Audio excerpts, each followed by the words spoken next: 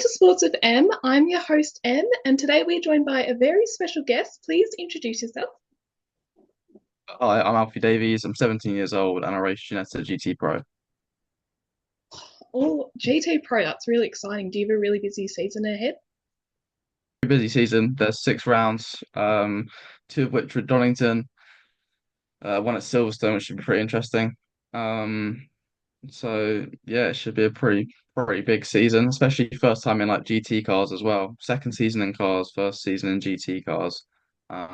Big jump. Gone from Ginetta Juniors to GT, but it's gonna be fun, yeah. When you're racing at Silverstone, is that when your Grand Prix is on, or is that at another point?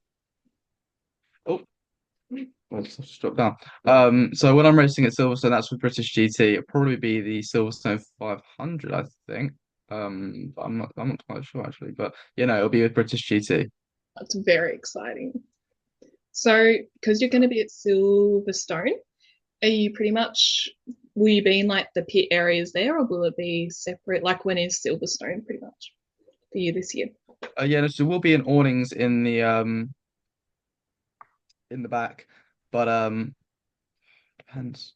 No, it's not the same as last year. So sorry, last year we had a one-off round in juniors where the GT pros didn't join us, and we were on the TCR package, and we got to go into the garages.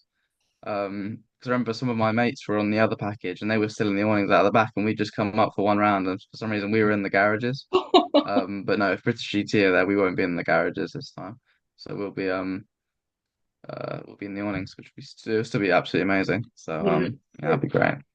Pretty cool to be in like the footsteps of the Formula One drivers where they're driving and then you're driving there. It's pretty cool. Yeah, 100%. I remember when I was younger and doing karting, I went to Kartmania, which is held at Silverstone. And I Yeah. remember every time I used to walk into like the pits and stuff, I was like, oh my God, this is where like the car drivers come and stuff. And now I'm sort of walking around there and it's pretty crazy, yeah.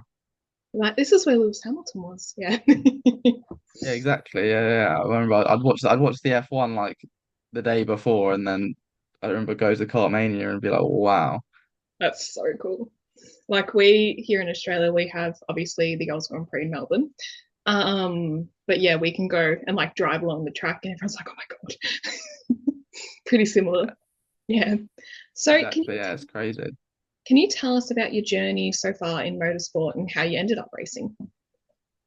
Yeah, of course. So, well, how I got into it in the first Yeah. place was, I went out to Spain with my nan, and she was like, "Look, go out on one of these arrive and drive go-karts." I wasn't really even old enough, so I went in like a two-seater with my dad, um, and he was driving me around, and I was loving it. And we went back the other day, and they decided to let me go into my own car really slow, and I was overtaking everyone, bopping and weaving and everything. It was really Oh, fun. so cool. So that was kind of that for Spain. But then we came back and we discovered Thruxton. I think it was through someone's birthday party or something like that. And then we came up with the idea that if I'd been good at school, I probably if I didn't get, I don't know what was it. You had like, do you have we had green, yellow, and red or something. If you'd been Yeah. if I'd stayed in the green all day, then I'd be allowed to go to Thruxton on the weekend. So if I'd stayed green all week. I got to go to Thruxton on the Friday afternoon or the weekend. I'm not quite sure. I think it was the Saturday actually, and I ended up just sort of getting loving it. It was just a bit of fun until I started setting some really fast lap times. I'm pretty sure I got one of the lap records or something like that. And then one of the marshals instructors suggested that we got into owner karting, got our own kart, and then it really just sort of snowballed from there. We went into Honda Cadets, into Mini Max. Then through COVID and lockdown, I had some health issues with being diagnosed with cancer and stuff. And Oh, then really?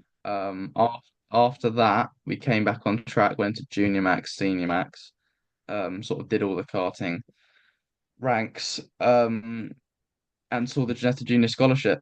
And I was like, "Oh, what's this?" I was quite interested. I remember my dad always says, literally just sent the link to him via WhatsApp, and he was like, "What have you sent me this to me for? Like, what do you want?" And I was like, "Can we enter this?"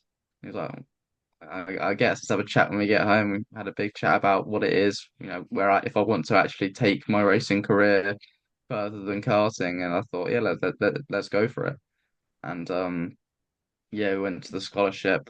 Didn't win, but got into the finals and met a good team where we um started the season, and that was that. Really, we had Yeah.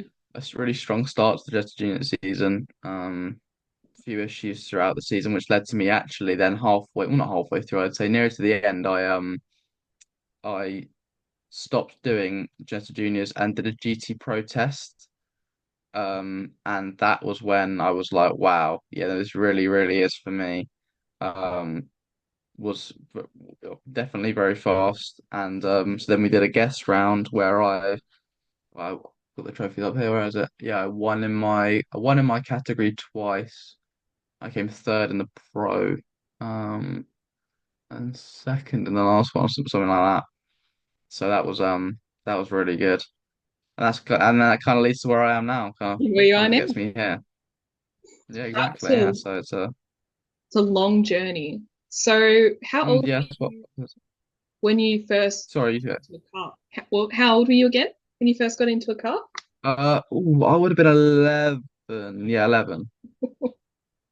So not too young. So Not yeah, no, it would have been. Yeah, I mean, a lot of people start like I've heard people starting at like the age of 5 and 7. yes. Um, that's the ones where they've been doing it for a long, long, long time. Yes. I'd say 11's in the middle. If you start at 14 or older, that's kind of putting yourself on the back foot.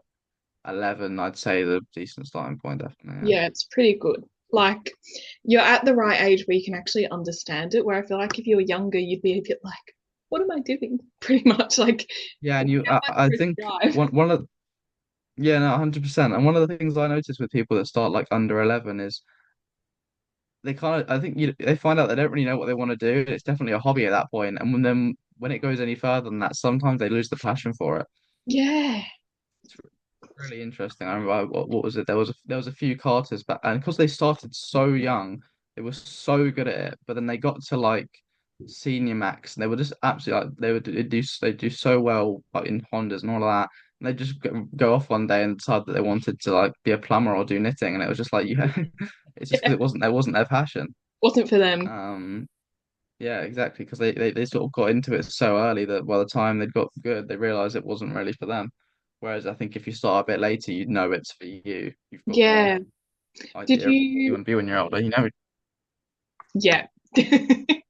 Did you watch lots of motorsport when you were growing up? Like, is it in the family?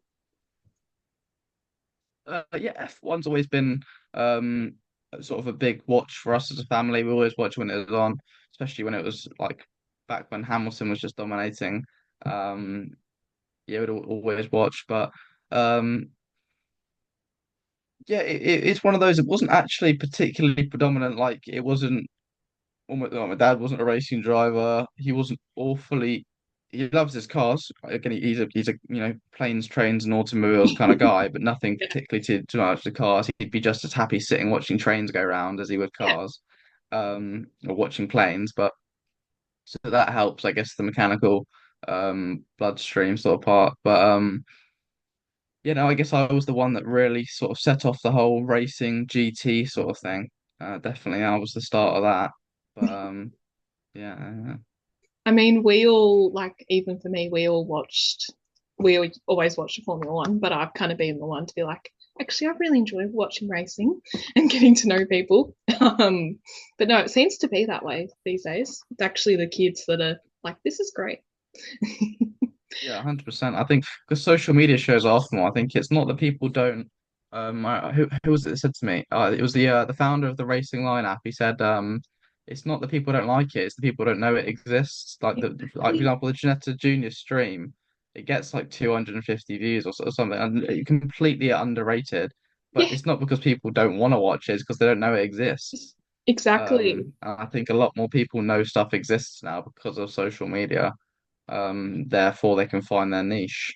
Yeah. And I feel like that's kind of my goal of this as well, is to get not just the big sports, but like the younger sports as well, where everyone's developing and like kind of the future of who will be in those bigger sports. But yeah, kind of just develop into that, if that makes sense. think that makes sense. Yeah, 100%.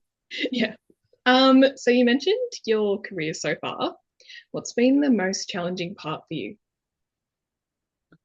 Most challenging part of my career, probably I'd say the cancer diagnosis through the COVID lockdown. I'd say it's one of the most challenging yet also developing parts of my career. Yeah. Um, because yeah, obviously it put a big.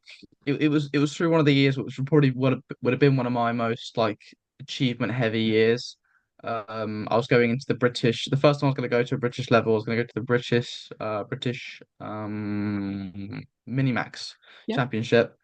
We were set to come at least top three. Really, sort of for a betting man, we'd say second. The guy in first was really good. But we definitely we could have won it. We could have won the British champs. Especially with the way it went, which was a lack of rounds as well. So we had a real chance, real shot for the winning place. But then obviously, COVID came along and delayed the championship, and then in April was diagnosed with cancer, so we couldn't race. But so that's where it was a big struggle. But Yeah. definitely what put into perspective what matters. And then I found out that that was racing, which was then a big development because it meant I put more effort into it, and strived even more. So Yeah. I think it was definitely more of a development than a struggle, but for a lot of people around me, it was also a struggle. Yeah. So yeah, no, I think yeah, that was probably one of the toughest years. Yeah. I mean, I can kind of relate to you with that. I had a heart condition that came from COVID myself. And I Yeah, was no, of course. bound and pretty much lost everything to do. And racing really helped me through it, which is why I'm doing this now, because you just find what you appreciate in life and what you want to do. It's kind of everyone's like health conditions and all that, but once you find something that you're passionate about and what you want to do, it's what you want to strive towards. And that moment makes you realize it. Like, yeah, it's really challenging and sometimes you don't want to get up and stuff like that, but you got to just push through because you found what you love to do, if that makes sense. Yeah, 100%. I think once you, even if you don't, I mean, I found that once you got your goals and stuff, like even up to a few months ago, I wasn't setting proper goals, and I just sort of was like, I want to be a racing driver. Like, Yeah, yeah, and even if you've got small, long term, medium term, and short term goals, just to wake up in the morning, then you know you've got something to wake up and get on and do. And then once you're up out of bed and you're doing something, then the rest of the day just sort of falls into place. So, yeah, yeah, goals and stuff like that are certainly very helpful. yeah, it is. Racing is highly competitive. How do you keep your mental health in good state on race day? Like, what do you do? Do you meditate? Do you listen to music? Yeah, of course. So, I love I'm very competitive myself. So a bit of competition does nothing bad for my brain. So it doesn't put me under, obviously a little bit of nervousness, you could say stress, I guess. Yeah, Um, but that's sort of all, I'll put it all on myself. Definitely. It's kind of, me and my dad talk about it a lot. What I do a bit too much is probably put a bit too much pressure on myself. yeah, Um, but and I definitely listen to music if I ever do anything, it's listen to music. Um, just put a little song on before a race, or if I'm feeling a little bit too nervous. Obviously nerves make you perform. yeah, So unless it's getting to a point where it's actually detrimental, then exactly. I just let it flow. Um, because it's all about for me is reaching that flow state, peak performance state where I can not over or under drive because of um sort of where my brain's at. So as long as I'm a little bit nervous, then that's fine. If I'm not nervous and I've got something to be scared about, Exactly. You need a little bit of nerves. Like I'm nervous yeah, before every podcast, to be honest. I'm like, oh, but yeah, yeah, no, you need a little exactly. bit of nerves to perform well. Like, but you don't want it to be so much that you're like bringing yourself down, and then you're like, I can't do this, can't do that, can't do that. Like that's when it goes too far. 100%. Um, Lost my questions. Hang on, where's they gone? Oh, So, okay, found them. What is your approach to preparing physically and mentally for race weekends? in terms of physical approach, I sort of taper my training pretty massively before a race. Um, so I'd say in the week. coming up to it, I so sorry, 2 weeks before so well I've still got a week to go with training at full blast. And then going into the week, they taught me this eye zone just to literally day by day just sort of taper, maybe I don't know, go down 10-20% on your training and then don't train the day before, just so you are not actually fatigued and sore on the day of Yeah. training, but you're still ready and ripe. Um, yeah, so then in terms of mentally as well, training, I'd say all I really like to do is just stay like mindful and present. I was never really a big person for meditating. I always thought that was a bit silly. I was like, nah, it's never really. But then you see all the really big sports stars saying meditate, meditate, meditate, and I was like, nah, I still can't bring myself to do it just because I don't know, just because Conor McGregor's told me to meditate, I can't. But then again, I went to iZone and John said, look, Alfie, we don't call it it's mindfulness. Do a mindfulness sitting. You're gonna sit here, close your eyes, count your breaths for 20 minutes straight. And I remember I did it. Oh, I did it, and it turned out it had been 5 minutes, and I thought it had been 20. I thought it'd been an hour. It felt so long. Um, so I opened half my eye down to look at the timer, and it was just it'd been like 5 minutes and 2 seconds. But then once it did get to the end of the 20 minutes, I mean, the rest of the day flowed so easily, even if Yeah. it wasn't just for, even if it was like, because there's not obviously the purpose of it was mainly to help you be present in performance. But even if it's just for a day starter, wow, yeah, the day felt a lot easier. I mean, they always say if you start the day off with something hard, then the rest of the day feels easy. But yeah, no, I try to focus on doing those mindfulness sittings because then it allows you, when you're in the car Yeah. to not let your mind drift too much because it's easy to be going around and if you've got, let's say, I don't know, a 2 second gap to the guy in front and a 3 second gap behind, to just think about what you're gonna have for dinner tonight, or it just to sort of mentally give up. Whereas if you just actually stay present and focus on every apex, then you'll end up catching the guy in front and then you get in another place. So in terms of, yeah, mental preparation, definitely mindfulness, and physical preparation is just tapering my training. I think that's really important. But like, I feel like finding the right thing for you is the best thing to do. Like, if you're not a meditator, listen to music, or even just being like when you're driving, obviously mentally there, like you don't want to be going, I wonder what everyone's having for dinner tonight. Like that kind of vibe. You want to be Yeah, like, let me catch up to that guy. yeah. Yeah. Yeah, What? no, exactly. It's definitely very sorry. Yeah, it's definitely very personalized. I think because Yeah. I know a lot of my friends that do so many different things to what I do. Um, yeah, everyone's. I mean, I think it was me and Oscar were in the car the other day. Yeah. Oscar Dix, he did Porsche Club Sport last year. He won it actually. And we were in the car and we talked about what songs we listened to before a race, and they were so different. Mine was like nice chilled ones to get in the mood, and he likes to listen to sort of more get in the mood ones. Yeah. I guess it in terms of natural aggression, but so that was quite interesting. I mean, I had a driver in our last podcast, and he's like, "Oh, I listen to opera in the car." Really, Yeah. fair enough. Yeah, I listened to what do I listen to? Listen to Superstar. That song is it's unreal. And then Let It All Work Out is a pretty good one. Anything by Lil Wayne really as well. So Yeah. yeah. Just something really peaceful, gets you there, but still has a bit of rhythm, I guess. Yeah. What is one key piece of advice that you would like to share with everybody?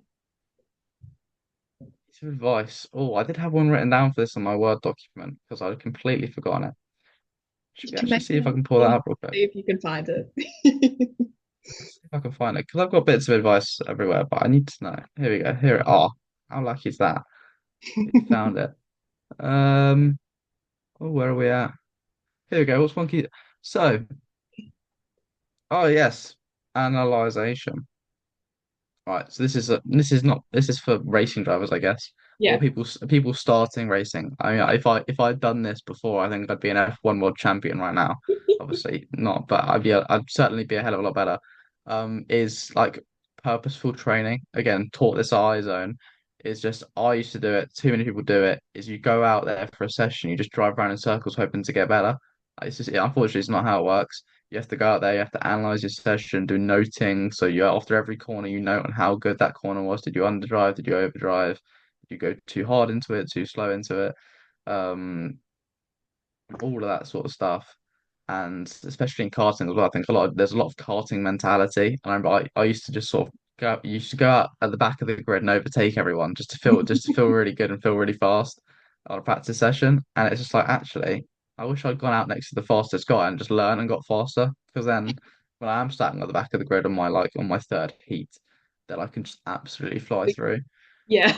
But basically, yeah, analyzing while you're out on track, not just driving around in circles and waiting to get back and look at the data, because that's what everyone does. You know, you looking at data isn't different to the guy in the next door and looking at his data, and you both got the roughly the same stuff to look at, so you're going to learn at the same rate, and it's going to be the same. And then if he's got a better engine than you, then he's going to win, and then it's out of your control. Whereas if you go out and you just work on improving throughout the session, and then come back in and improve after the session, then you're going to be two, three times ahead of everyone else. And I think because in karting as well, there's a lot of cheating accusations that go around, like, oh, he's cheating, he must be cheating, he must be cheating, just because he's faster than us. And I think it's because everyone's so equal because they do the same thing. They go drive around in circles and they come back and they look at the data. I think if you get a few people that actually go and analyze and really work on improving, I think you can be so much faster. Yeah. Um, and I've definitely found, I mean, the way I've obviously I've got more experience from doing all the karting, but even then, taking your karting mechanical technical skills and putting it into a car doesn't they're all very different. You know, weight transfer, the way you hit the brakes, everything. Um, and I think the way that I've managed to learn how to drive a car because of the way that I've been teaching myself and learning while out in the sessions has definitely been way quicker than how I developed in a car. So yeah, one piece of advice to anyone starting racing or racing in general, just analyzing while you're out there, Yeah. and doing feedback. Let's have a look at this Word document as well and see if there's anything just for in general. Yeah, no, that was it. No, I didn't do any general advice. That's all good. I feel like like doing that will make you such a better driver and ahead of where because if everyone's doing the same, it's just going to continue being the same. Like having that little step No, no, will make such a difference. 100%. Like, so I run my own kart team, and all we always say all the time to because we're very, obviously, when you're running a kart team and you've got drivers, you want to be conscious of people's budgets and not just buying, ask them to buy new stuff and new stuff and new stuff. Yeah. But we do say to everyone, it's the tiny little things, whether it's a hundredth or a thousandth. And if you just do five of those, then you've got an edge on the guy that's winning. And you know, if you're a hundredth up on a guy and it's a 10 lap race, then you're a tenth faster at the end of the race, and that means you've won. Again, obviously, if you race correctly. But yeah, I think it's just yeah, that's what I teach, especially to the karting drivers, is just analyze while you're out there, work on your vision and stuff like that, which other drivers don't work on. Um, and then you'll be just fine. Because again, as we said, if you work on the same thing everyone else works on, then you're going to be no different to everyone else, and then you're just Yeah. going to be sort of racing on hope that, I hope I can beat them. But I hope yeah, they crash it terminal, you know? exactly. Yeah. What has been your most memorable race of your career so far? Racing career. That's words. Yeah. There's a few that stick in my head really randomly, that aren't like actual properly like should be my most memorable ones, but a few karting ones, a few of my biggest crashes in karting, they We'll get definitely back to stick in that. my head. But my most genuinely memorable race would be the three races that I did the race weekend in the GT Pro, the guest round. They were insane because I'd done what 15 minutes in the car before that weekend maximum. And they just sort of threw me in. I loved it. It was amazing. Yeah. Um, yeah, very grateful to have that opportunity and definitely took advantage of it. It was a good race. They had a category for guests because it was the end of the season and there was quite a few people that had done guest rounds, and yeah, being able to come home with two winning trophies um and then come third in the pro category and second race as well, which was really fun. That's a lot of fun. That would have been so exciting. I mean, getting into the GT car, that would have been insane. Yeah, I mean, and the biggest part was as well for me was I was on the Saturday. It was all completely dry, which was good for me because I'd done a little taster session in the car and it was dry. So I was like, okay, I know what I'm dealing with. So then I've tested in the dry, and then on the race day it just starts raining and it was wet, and I was just like, oh, okay, great. So now I have to go out and qualify and my first lap, and it's like you get like 2, 3 laps because it's a yeah, you get like 3 to 4. You get a short amount of laps, Yeah, and yeah, no, never driven in the wet before. So that qualifying, I basically just treated it as a test session. I didn't really care too much for my times. Obviously, I wanted to go as fast as possible, so I don't leave much on the table. But yeah, I used it as a test session to work out how to drive a GT car in the wet because I was yeah, so confused. Luckily, I adapted to it better than I thought. So that was good. But then, yeah, first race in the wet was I managed to qualify seventh, and I finished fourth, I think. pretty cool. Um, and then yeah, then I went from fourth to third, and then had an incident in the last race, which took me back to like fifth. But that was the overall results. I mean, that was I think that was a first of first and a second in my category, and then a fourth, third, and a fourth in the pro category. But yeah, Yeah, that's pretty. definitely most memorable weekend. Yeah, that makes sense why it would be as well. Do you have any motorsport role models? Could be anyone Yeah, in. Ayrton Senna every day. Best driver, best person, and I think that's a big combination because there's no, like, for example, Verstappen. I really don't like the guy, but there's no denying he's a very good driver. He's a very good driver, but at the end of the day, it's also who the person is. Yeah, 100%. The one thing I did actually see on Verstappen the other day, and bear in mind, I don't think I could be more anti Verstappen.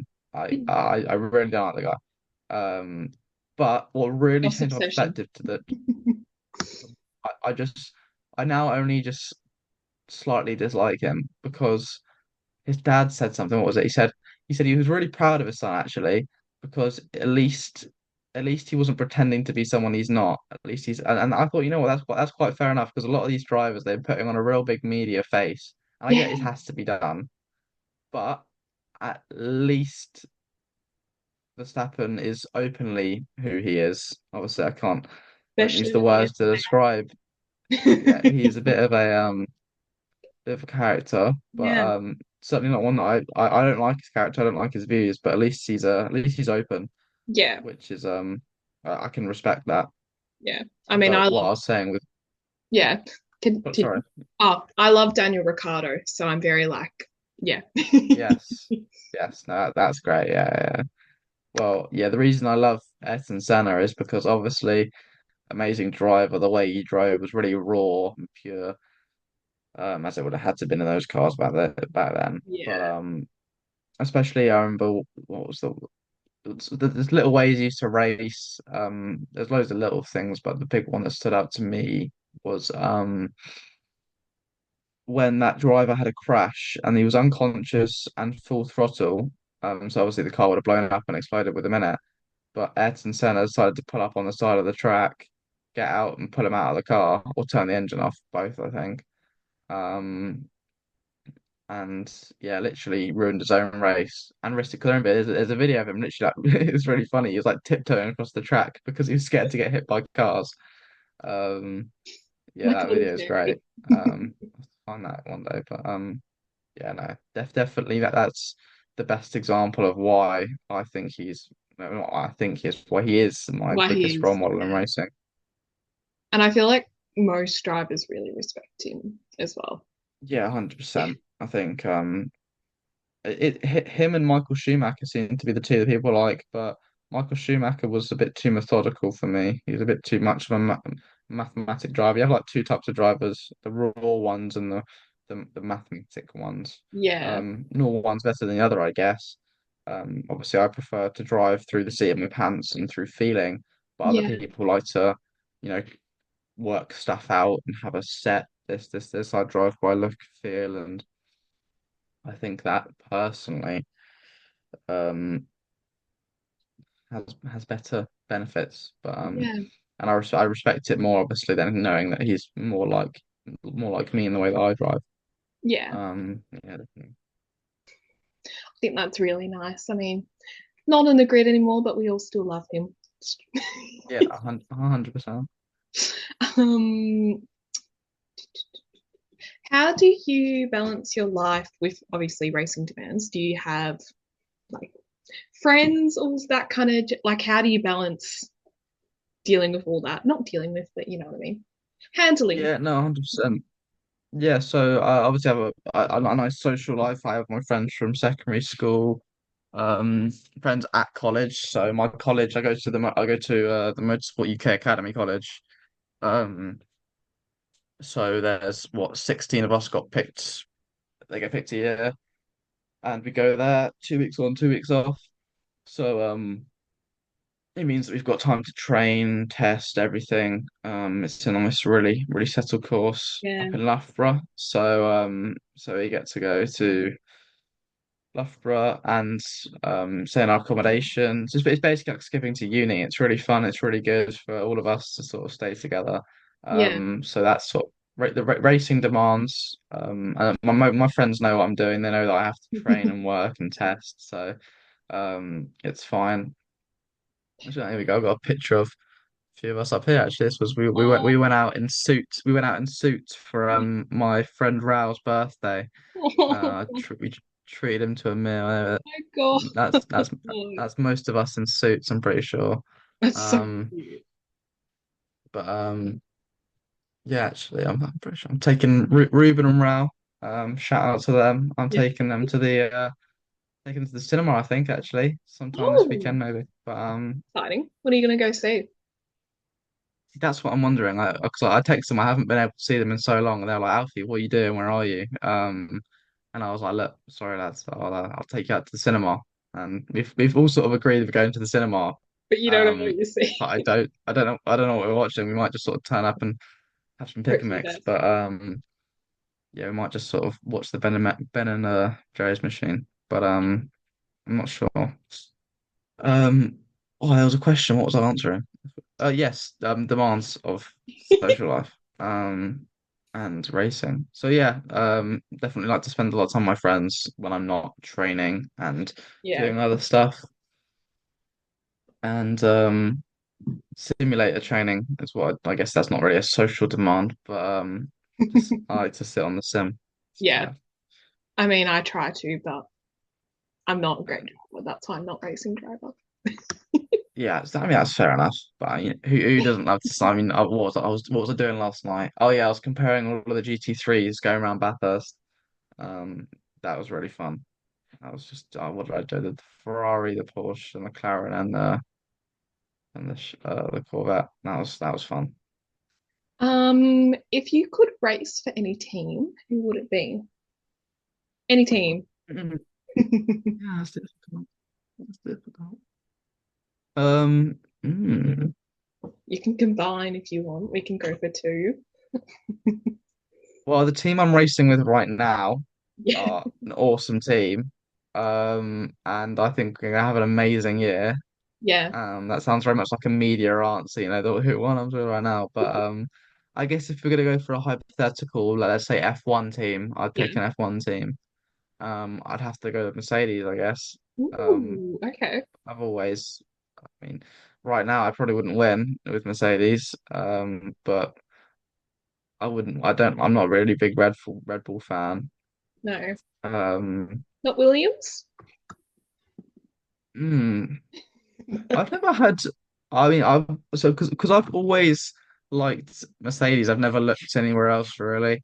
It was kind of perfect Yeah. because my dad supported Mercedes. I mean, at the time I started watching it, I had one British driver. Then I had two British drivers, obviously with George Russell, and then it was kind of like a no-brainer to support the the team that I like with two British drivers. So. Yeah. Fair. That makes sense. Yeah, definitely Mercedes would be a top pick. Sorry, my nose is not stopping itching. You saw me before. I was like, Yeah, I was like, "Can I get it um, to go away?" So I constantly start doing that. Anyway, yeah, Mercedes. yeah. Do you have a favorite driver on the grid right now? Is it? should I get? On the grid right now. Well, Hamilton's always been my favorite, so that's Lily. just So sort Lily. of that's set in stone. Unless he's not on the grid, he'll always be my favorite driver on the grid. Yeah. But I guess to make it more interesting, I guess my second favorite is the one that actually changes from race to race. Probably Pierre Gasly. Really? I like I Pierre as well. really like Yeah. I really like Pierre Gasly. Ever since I can't remember the name, but one of his friends in racing passed away. Yeah. Um, Oh, what was he? I can't remember his name either. But I yeah. can't remember his name, but it was really unfortunate. And he changed because I always thought he was quite immature. I didn't think he was quite fast enough as well. I thought it was one of those. But I can't remember. I think it was a Spa race, and it was when the camera goes onto their car, you could Yeah. hear him talking, and he was sort of I think he'd done really well in the race, either points or podium. I can't remember. Um, and yeah, he was just crying and talking about his friend had passed away and saying it was for him. So it must have been Yeah. podium actually, yeah. And I think it was when Alpine got two free, and then I think it was Max first. I think that yeah, was. that could have been it.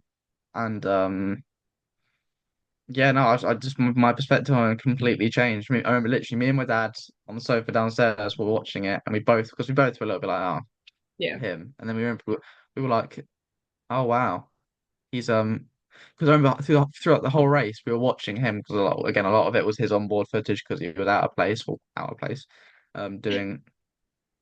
doing well, and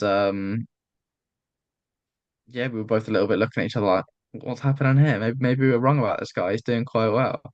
And then at the end we're like, okay, yeah, no, perspective has been changed. Yeah. He is a good driver. I quite like him.